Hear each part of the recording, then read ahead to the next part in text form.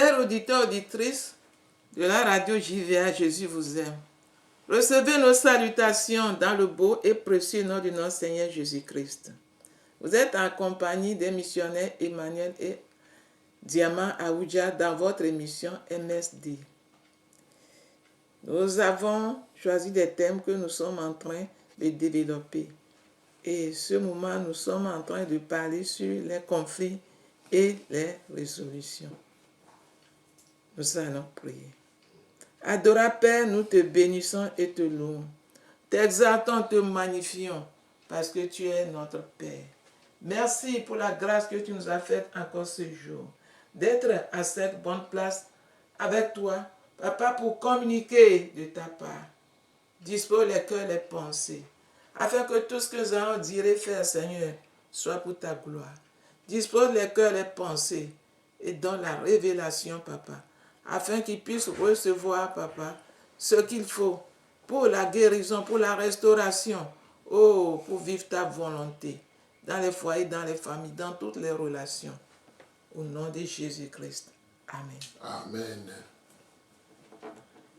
Donc, nous sommes en train de parler des conflits et les résolutions. Et tous les couples ont des conflits. Pour ne pas dire toutes les relations, il y a toujours des conflits. Mais nous n'allons pas laisser les conflits tels qu'ils sont. Nous allons toujours chercher à les résoudre. Parce que Dieu même veut que nous soyons plus proches les uns les autres que d'être éloignés par des conflits. Des conflits constituent des montagnes qui nous cachent la vue de l'autre. Alors nous allons toujours continuer à dégager ces montagnes afin qu'on soit plus ensemble et qu'on puisse être encore plus proche de Dieu et qu'on soit plus proche de nous les uns les autres. Nous sommes en train de parler des conflits, la résolution, et nous avons donné l'exemple, comprendre et être compris est ce que Dieu attend de nous. Compris et être compris. Comprendre et être compris,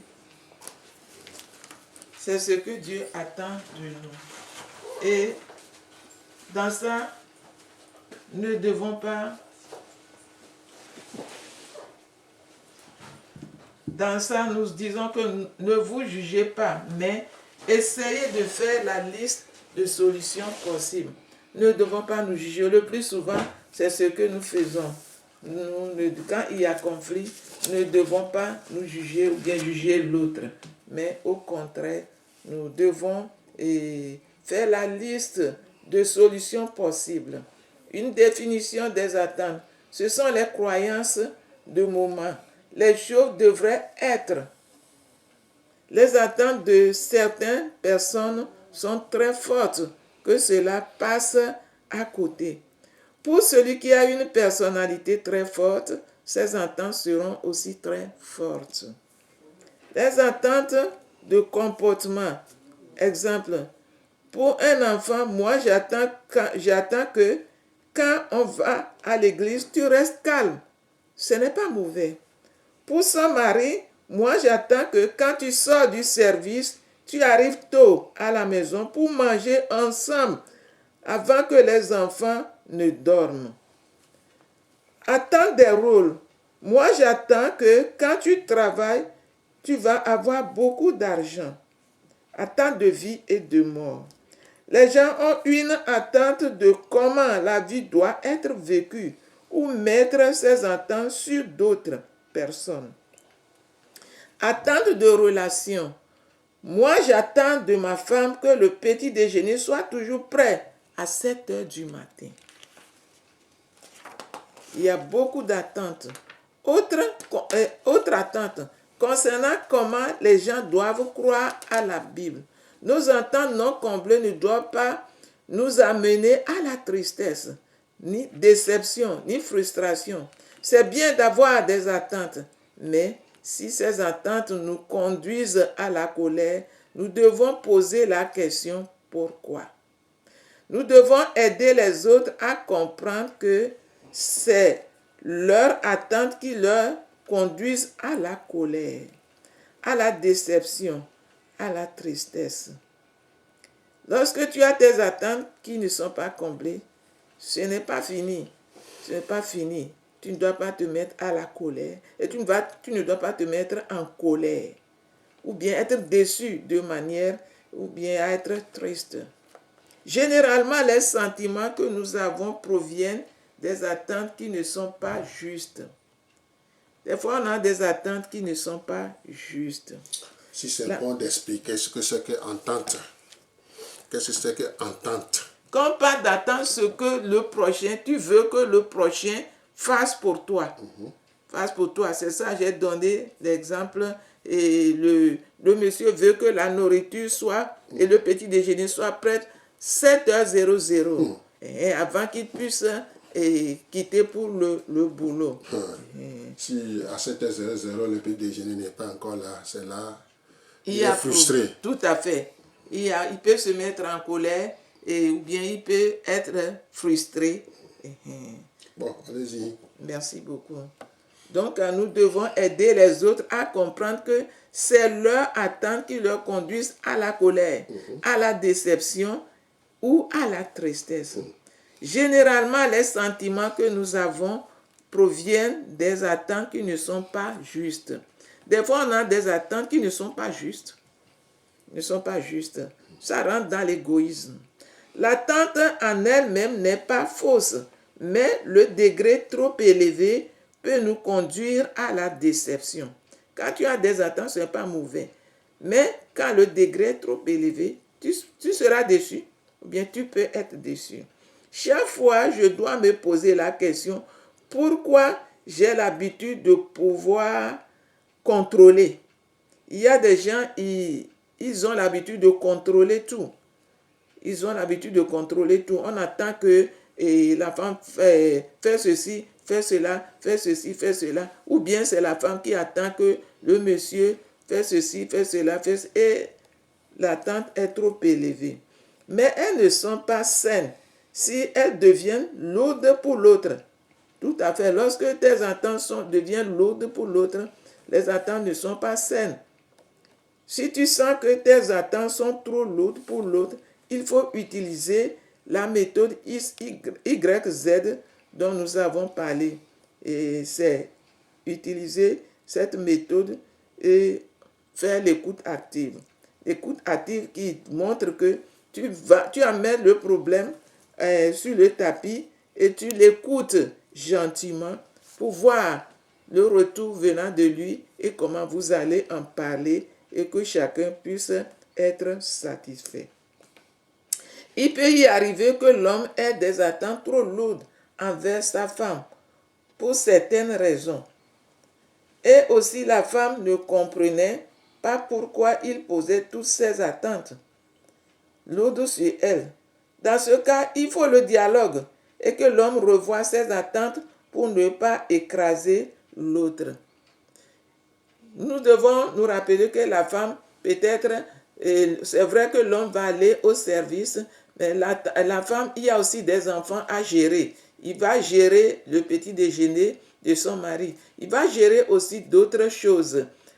Avant 7 heures, ou bien l'intervalle de 6h30 à 7 heures. Et ces choses deviennent souvent lourdes en ce temps. Et la joie, et la frustration est là. Et nous devons revoir ces choses, voir comment les attentes sont. Peut-être que la femme aussi va aller au service, ou bien elle va aussi aller à l'atelier.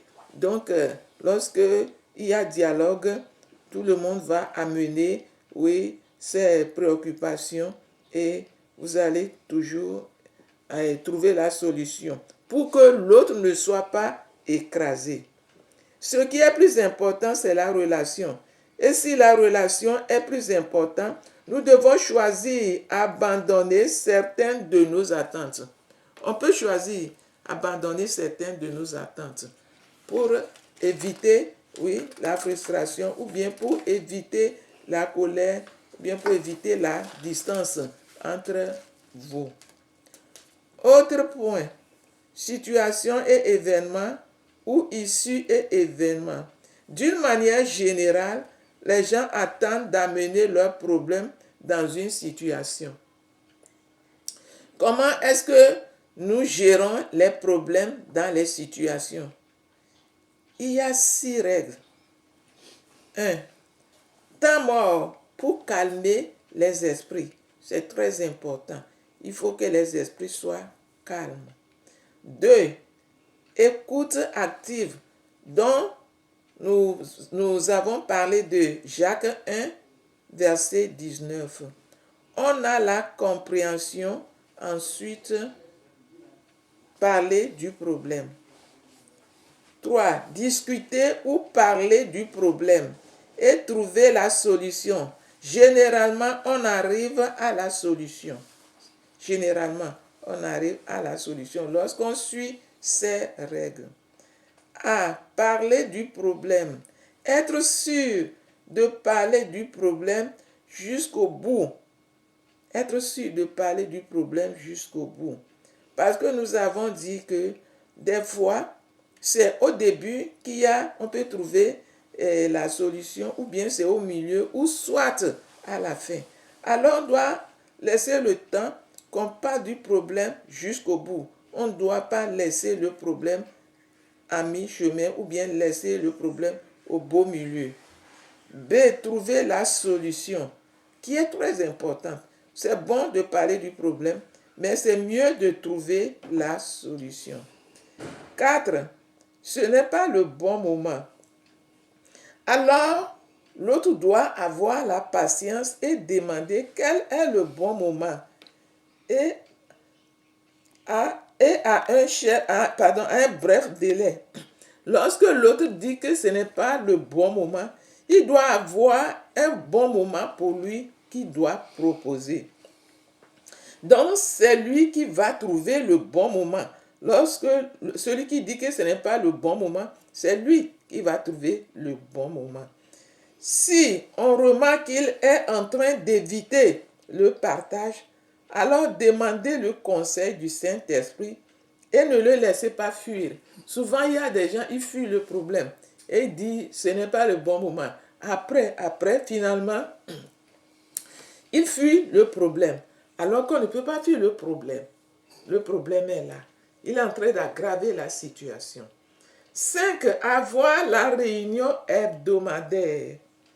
Juste pour la relation. Cela est recommandé au couple pour discuter. C'est valable pour le couple dans toute communauté pour vous connaître mieux et enlever quelques barrières.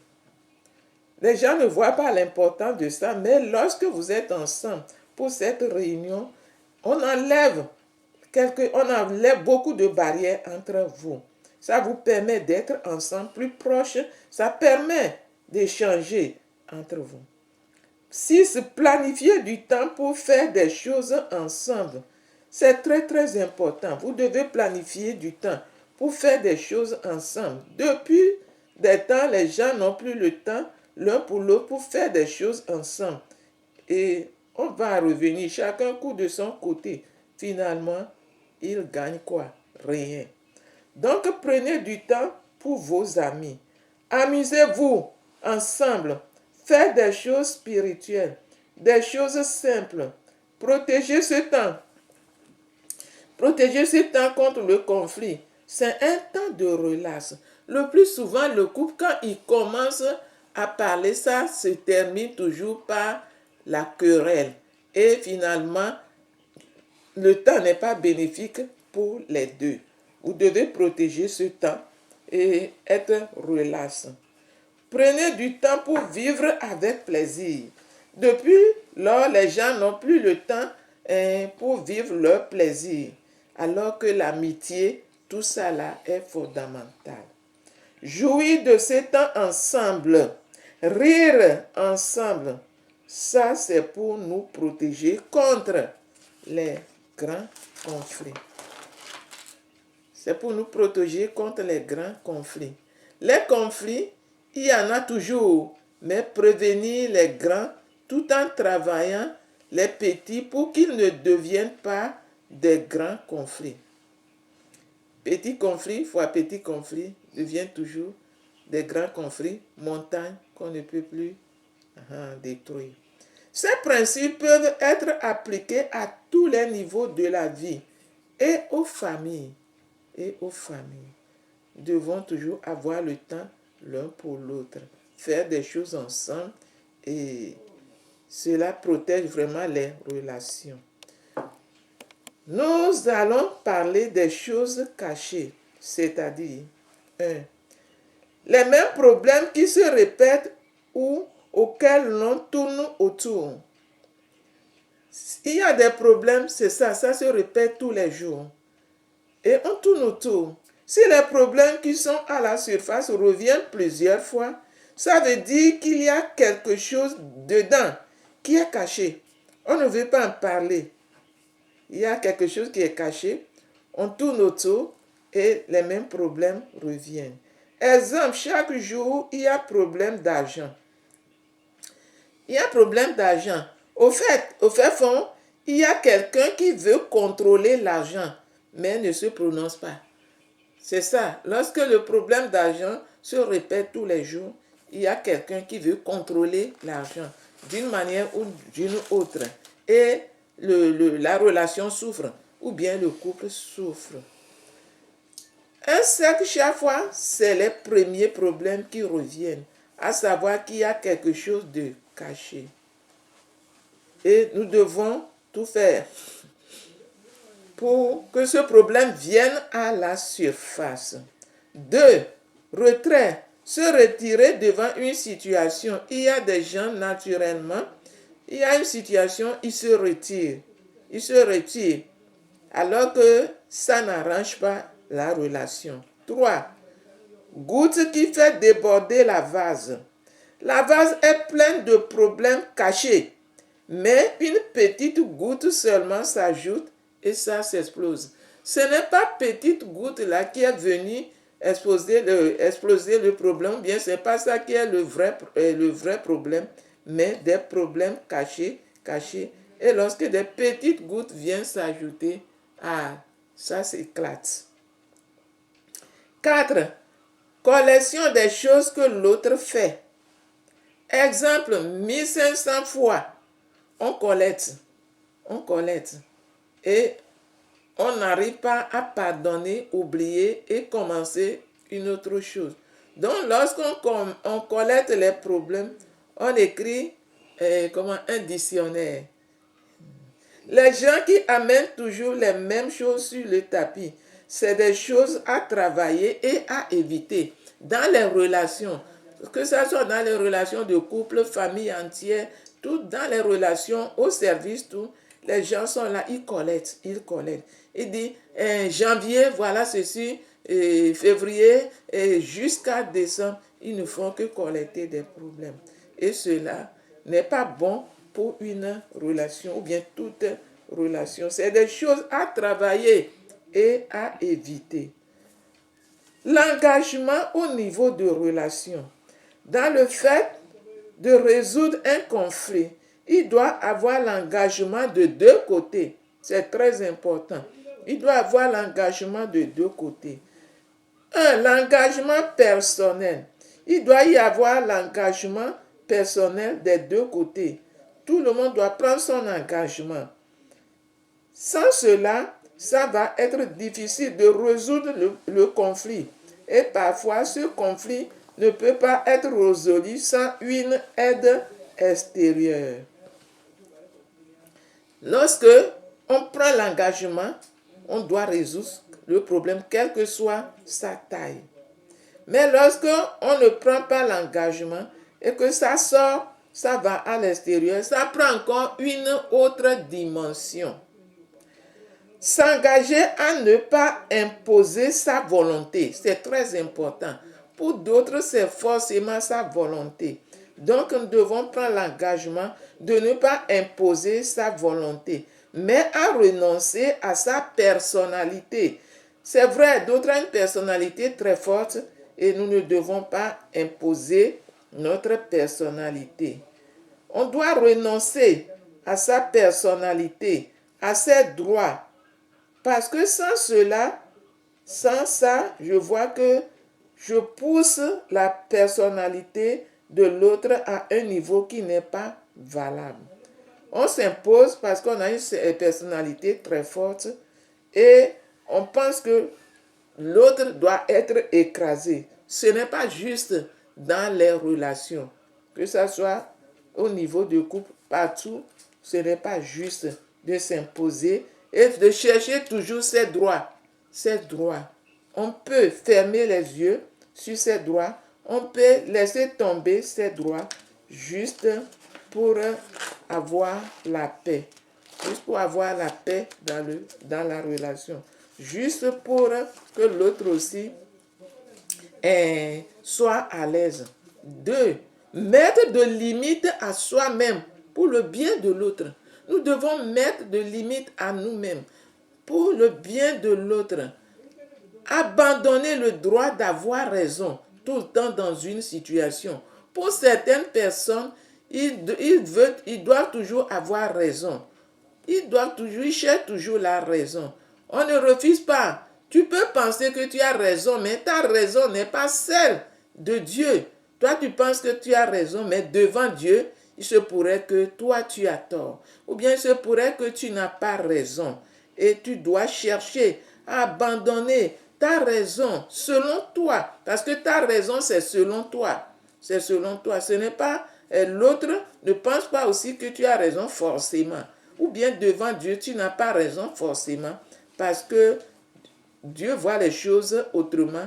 Et toi et l'autre aussi voient les choses autrement. Toi aussi, tu vois les choses autrement.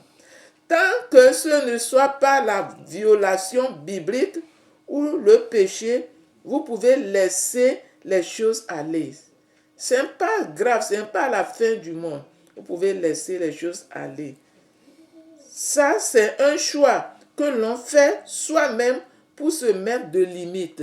Nous devons apprendre à se faire de limites pour nous-mêmes. C'est mieux que quelqu'un vienne te mettre de limites. La volonté, ça vient de toi. Tu te mets de limites pour l'autre, pour l'épanouissement de vous deux. C'est très important. Le pardon, c'est une des parties la plus importante dans la résolution de conflits. Le pardon est très important pour la résolution des conflits. Le pardon commence avec une attitude.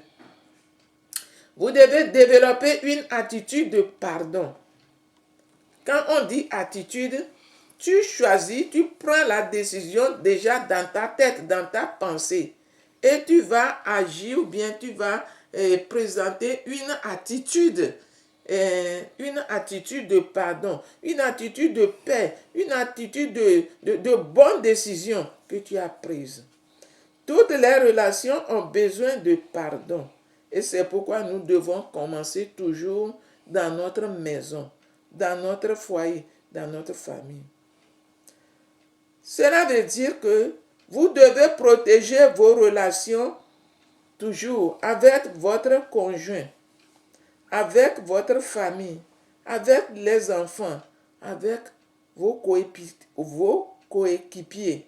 À l'église, nous devons chercher à protéger nos relations par le pardon, le calme, la patience, l'amour. C'est très important. Parce que Dieu veut que nous soyons toujours en bonne relation. Envers lui d'abord, également envers l'autre. Lorsque tu es toujours en dissension avec les autres, cela veut dire que toi-même, tu es en conflit avec toi. Tu es en conflit avec toi-même. Et c'est difficile pour toi d'avoir une bonne relation avec Dieu et également avec les autres. Nous devons travailler le pardon. 1. Anticiper les problèmes. Ce n'est pas raisonnable de ne pas anticiper les conflits. 2. Prenez la responsabilité pour votre propre comportement. Vous devez être responsable envers vous-même. Prendre la responsabilité pour ton propre comportement. C'est mieux que quelqu'un vienne te forcer. 3. Renforcer la communication avec l'autre ou les autres. Les gens disent que je n'aime pas communiquer. Rappelle-toi que Dieu communique avec toi et Dieu veut que tu communiques avec lui. Et tu dois toujours communiquer avec les autres et surtout dans le foyer. Si tu n'es pas prêt pour communiquer, ne prends pas la décision de te marier parce que c'est un commandement venant de la part de Dieu et nous devons le faire, pas pour nous-mêmes, pas pour l'autre, mais pour Dieu d'abord. C'est une obéissance, tout ce que Dieu demande. Et nous devons être disponibles à communiquer avec l'autre ou bien avec les autres. Les gens, ils refusent de communiquer parce que ils sont égoïstes ou bien orgueilleux ou bien ils pensent que ce n'est pas ce que Dieu demande. Dieu veut que nous soyons toujours ensemble, plus proches l'un de l'autre. Si l'autre n'arrive pas à communiquer, aidez-lui à communiquer, lui poser des questions, des bonnes questions. Nous voulons parler par exemple des phlegmatiques ou sanguins. Ils n'arrivent pas à bien communiquer, c'est-à-dire ils n'arrivent pas à prendre le problème depuis le début. Pour eux, ils peuvent prendre le problème au milieu, alors qu'il y a une partie du problème qui est au début et il va vers la fin. Alors que vous lui posez des bonnes questions, ça l'aide à retourner au début pour prendre le problème là où il faut. Et ces deux personnalités ont besoin d'être aidées avec vos bonnes questions. Renforcer sa capacité de mieux communiquer. Et ça l'aide. Notez bien, la seule manière de recevoir cet enseignement, c'est de le mettre en pratique. C'est bon, nous parlons, mais c'est mieux pour nous de les mettre en pratique. Et nous allons recevoir quelques règles d'or pour la résolution des conflits. La résolution des conflits, nous allons toujours en parler, mais nous allons plus parler de conseils, parce que c'est en cela que les problèmes seront résolus. Chaque jour, des conflits naissent. Chaque jour. Et partout, il y a des conflits. À la maison, au service, dans les relations, même à l'église, partout, là où il y a la relation, il y a des conflits. Et nous devons vraiment prendre en or ces conseils. Et c'est ce qui va nous aider à avoir moins de conflits et à bien résoudre les conflits. 1. L'initiateur doit toujours prier pour que le Saint-Esprit contrôle les émotions. C'est très important. C'est nos émotions qui nous mettent hors des bonnes choses. Donc l'initiateur doit, quand on dit l'initiateur, c'est celui qui veut que le conflit soit résolu. Et c'est normal qu'il faut une personne qui prend l'initiative. Donc il doit prier pour que le Saint-Esprit contrôle les situations. Demandez la grâce. Demandez beaucoup la grâce de Dieu. 2. Parler d'avance et se patienter pour avoir son avis. C'est-à-dire parler à l'autre d'avance pour avoir son avis. Il faut qu'il soit aussi disponible. 3. Trouver un endroit de sécurité et propice pour résoudre les problèmes ou bien pour en parler. 4. Disposer le temps pour en finir. Très important. Lorsqu'on commence, qu'on ne finit pas, ce n'est pas bon pour vous deux. 5. On ne doit pas chercher la raison, mais la paix. C'est primordial. On va résoudre le problème, ce n'est pas pour chercher la raison forcément, mais c'est pour avoir la paix. La paix entre vous. La paix entre vous et Dieu. La paix entre toi et toi. La paix avec toi-même. C'est très important parce qu'il arrive, souvent nous n'avons pas de paix en nous-mêmes. Et c'est difficile d'avoir la paix avec Dieu, envers Dieu et aussi avec l'autre. Tu vas voir des gens, ils sont là, tu vois qu'ils sont mal à l'aise, tu demandes, je ne suis pas contente, je n'ai pas la joie en toi. Non, Dieu n'a pas demandé ça. Chaque jour que tu t'élèves, décharge tout au pied de Jésus et sois vide pour que l'Esprit Saint puisse te remplir avec des bonnes choses, avec la paix, la joie, l'amour de Dieu. Et ça va t'aider à avoir une bonne relation avec Dieu et avec les autres. 6. On ne doit pas interrompre l'autre avant la fin. On ne doit pas interrompre l'autre avant la fin. Pour d'autres, tu commences et ça va. Non. Vous cherchez la paix, il faut qu'il y ait la paix. Tu ne dois pas utiliser, comme nous avons dit, ta personnalité ou bien influencer l'autre par ça va. Laisse que la paix vienne et que vous vivez ensemble la paix. 7. On doit écouter avec toute son attention. On doit écouter avec toute son attention. C'est très important. Lorsqu'il y a un problème, on voit qu'on banalise le problème, on n'a pas le temps d'écouter l'autre, alors que c'est une occasion encore de vous asseoir face à face, de voir les yeux, l'œil noir de l'autre. Et lorsque tu regardes dans ses yeux, dans le noir, tu es en train de te voir encore. Ça t'aide à ne pas chercher à détruire ses yeux à cause de toi, tes émotions. Parce que lorsque tu es proche de ton conjoint ou bien de ton enfant, que tu regardes dans ses yeux, tu vas voir dans les yeux noirs là, tu vas te voir dedans. Et si toi-même tu es dedans, rappelle-toi que lorsque tu détruis ses yeux, tu t'es détruit. Tu t'es détruit. Alors Dieu a fait toutes choses avec sagesse et calcul. Vous allez laisser donner toute ton attention. Regarde dans ses yeux noirs. L'œil là, regarde le noir là. Tu vas te voir dedans et tu seras calme. Parce que lorsque tu détruis l'œil, le noir là est parti. Et toi aussi, tu es parti. Tu n'existes pas. Tu veux détruire, tu t'es détruit et vous êtes détruit. C'est très important. On doit maîtriser nos langages non verbaux du corps. Des fois, nos langages dépassent, même pas des fois, nos langages non verbaux dépassent nos langages verbaux. C'est-à-dire, quand je parle, vous m'écoutez, mais si je suis à côté ou bien tu es à côté, tu vas voir qu'il y a des mouvements que nous faisons, peut-être avec la main, les doigts ou bien le corps tout entier. Et les langages non verbaux parlent fort. Donc, devant les situations, devant la résolution des conflits, nous devons maîtriser nos langages non verbaux. Et il y a des gens, ils parlent, ils se lèvent même alors que vous voulez résoudre un conflit. Vous voulez avoir la paix. Et nous devons vraiment maîtriser beaucoup nos langages verbaux. Il faut que nos langages verbaux soient ensemble avec ce que nous disons pour que le problème puisse trouver une bonne solution. 9.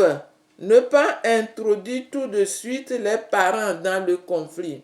Ça, nous allons revenir sur ça et nous allons en parler long et en large. Parce que lorsqu'on introduit les parents dans le conflit, les parents sont loin l'un de vous et vous êtes toujours ensemble. Je viens de dire que lorsque vous regardez et que vous résolvez un problème, vous voyez dans les yeux l'un de l'autre. Tout de suite, l'aimant peut vous attirer encore ensemble. L'aimant d'amour. Alors que les parents, eux, quand ils apprennent ça, ils sont derrière et ils sont en train d'amplifier ces problèmes.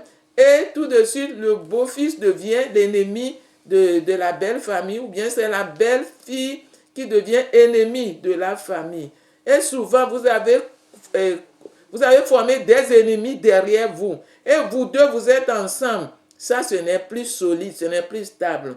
Et il y a les parents qui sont en train de chercher à venger ou bien à donner des mauvais conseils, alors que vous deux, vous voyez encore, vous êtes ensemble, vous embrassez et vous dites des belles choses. Donc, c'est très important que nous allons nous maîtriser, chercher à résoudre plutôt les problèmes ensemble, dans la paix, dans le calme et avec le Saint-Esprit, que de sortir tout de suite nos problèmes chez les parents.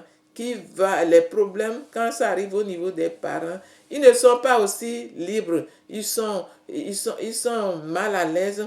Ils cherchent des solutions qui sont contraires peut-être à la volonté de Dieu. Donc les problèmes, les problèmes doivent être résolus, mais nous devons suivre certaines règles.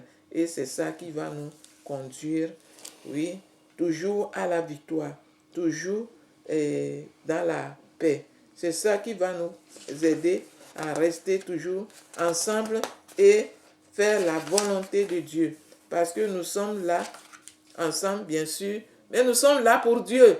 Nous devons toutefois rendre compte à Dieu pour ce que nous faisons. Prochainement, nous allons parler des conseils pratiques. Nous allons donner aussi des conseils pratiques qui vont toujours nous aider. Et nous devons savoir que tous les couples ont des conflits. Tous les couples ont des conflits. Et c'est passé.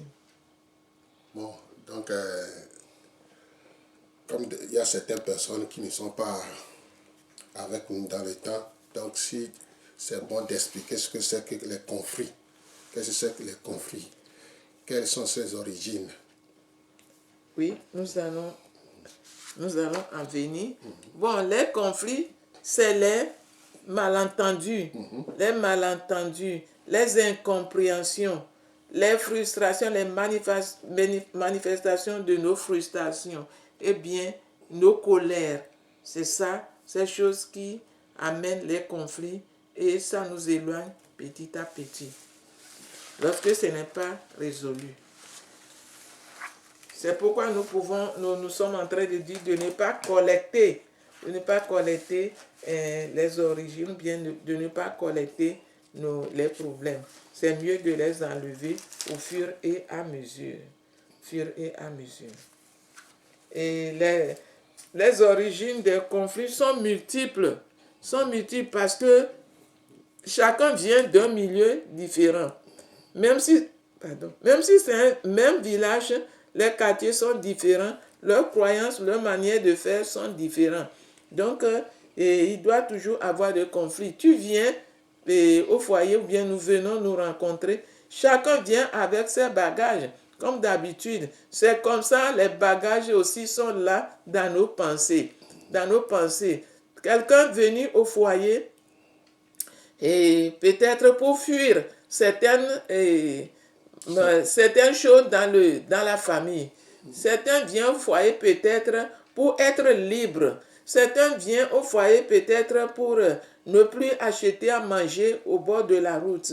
Et certains viennent au foyer peut-être pour avoir d'enfants. Il y a beaucoup de choses. Mais en même temps, nous avons aussi notre manière de voir, de comprendre, de faire les choses. Pour un couple, par exemple, c'est seulement à cause de pâte dentifrice. Ils se sont querellés jusqu'à être proches du divorce. Le monsieur, la pâte dentifrice, le monsieur, il veut que... Et la femme, il veut qu'on commence en bas pour presser un peu sur la brosse. Et comme ça, c'est beau pour elle. Mais le monsieur, lui, vient, il presse au milieu. Et puis, la pâte là, comment on appelle, ce n'est plus joli comme la dame veut. C'est déjà un conflit. La dame dit 2-3 fois, le monsieur n'a pas le temps de respecter, c'est un conflit. Par exemple, dans un foyer, le monsieur veut que la femme s'habille toujours sexy et la femme n'est pas prête pour faire cela. Elle porte toujours les pagnes à la maison bien pour sortir. Ça, c'est déjà un grand conflit. Il y a des régions, leur manière de porter le pagne, ça doit atteindre jusqu'aux chevilles pour montrer que je suis à l'aise ou bien je suis indépendant. Tandis que dans d'autres régions, déjà au niveau de mollet, ça les va. Donc, il y a beaucoup de choses et chaque jour, les conflits naissent parce que nous sommes nés de Adam et Ève. C'est pourquoi Dieu va mener la croix au milieu, pas Jésus-Christ, pour que nos cœurs apprennent à pardonner, à accepter l'autre tel qu'il est.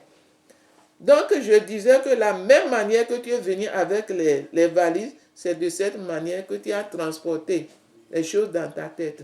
Comment tu vois les choses, comment l'autre comprend, comment l'autre agit, comment l'autre se comporte. Et si tu n'as pas appris à avoir la paix envers toi-même, tu ne peux pas supporter l'autre. Tu ne peux pas supporter l'autre. Parlant même de la nourriture, c'est ça aussi qui est vraiment un point très important. Comment les gens mangent chez eux, ce que les gens mangent chez eux. Chez nous, c'est comme ça, c'est comme ça. C'est pourquoi on ne doit pas venir au foyer avec chez nous, chez moi. Mais lorsque vous avez quitté les 2 mois pour venir se faire nous, vous devez commencer une nouvelle chose.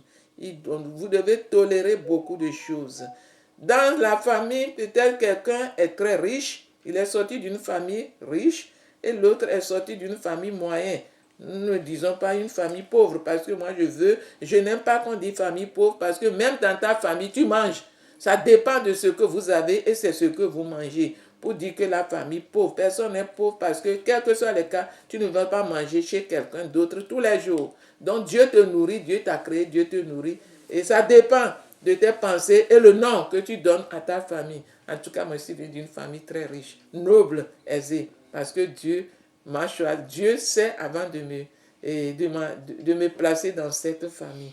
Et ça, il y a beaucoup de choses qui sont vraiment liées à ces conflits. Et l'autre dit que chez mon papa, chez ma mère, et l'autre est frustré parce qu'il se voit lésé. Donc, nous ne pouvons pas éviter les problèmes ou bien les conflits, mais nous devons toujours les résoudre et de la bonne manière. Chercher la paix, chercher à être ensemble et au lieu de chercher à s'éloigner petit à petit. Et nous devons savoir que lorsque nous éloignons de nous l'un de l'autre, nous nous éloignons de Dieu et nous nous rapprochons de l'enfer. Dieu veut que nous soyons ensemble. Il aime la relation et nous devons aimer la relation, les vivre. Dieu aime communiquer avec nous. Nous devons continuer par communiquer. Toi qui ne sais pas communiquer, tu dois apprendre lorsque tu obéis à Dieu pour avoir un partenaire. Et c'est une obéissance à Dieu, tu dois l'apprendre. Que Dieu nous aide à avoir les bonnes pensées, à faire des bonnes choses, à dire de bonnes choses, à vivre de la manière qui plaît à Dieu. Et que la bénédiction s'étende dans nos foyers, dans nos familles, dans nos relations. Et que nous-mêmes, nous soyons des bénédictions pour nous-mêmes et pour beaucoup de personnes. Parce que Dieu règne à nous et nous vivons la volonté de Dieu. Les conflits vont partir si nous écoutons et nous mettons en pratique, oui, les règles que Dieu nous donne. Donc, nous sommes à la fin. Prochainement, mardi prochain, elle va continuer. Donc, si vous voulez bien écouter et rester dans ce thème, j'ai posté ça sur YouTube. Et entrez dans YouTube Emmanuel Aoudja à la recherche et vous allez trouver. On a commencé à poster ça sur YouTube. Donc, vous pouvez le consulter pour avoir encore et encore des enseignements sur le conflit. Donc, elle va prier, on va. Père de gloire, nous te bénissons et te louons. Toi qui es le Dieu de paix, d'amour. Papa, toi qui es le Dieu de relation. Toi qui veux toujours, papa, que nous soyons, que nous reflétons ta gloire. Seigneur, nous prions que tout ce que les gens ont écouté, oh, que ta puissance, papa, œuvre dans leur cœur, dans leur pensée. Que les gens regrettent, papa, les mauvais passés, qui les ont éloignés l'un de l'autre. Que les gens prennent l'initiative de pardonner, de résoudre les problèmes, d'avoir le temps l'un pour l'autre, d'avoir des réunions hebdomadaires pour être plus proches. Que les gens prennent, papa, l'initiative de se regarder dans les yeux pour résoudre les problèmes de la bonne manière et préserver l'autre et se préserver également. Et préserver une famille saine selon Dieu. Père, continue, papa, par cultiver, à aider les gens à cultiver cette paix dans les familles, dans les foyers et dans toutes les relations. Seigneur, merci pour qui tu es, au nom de Jésus-Christ. Amen.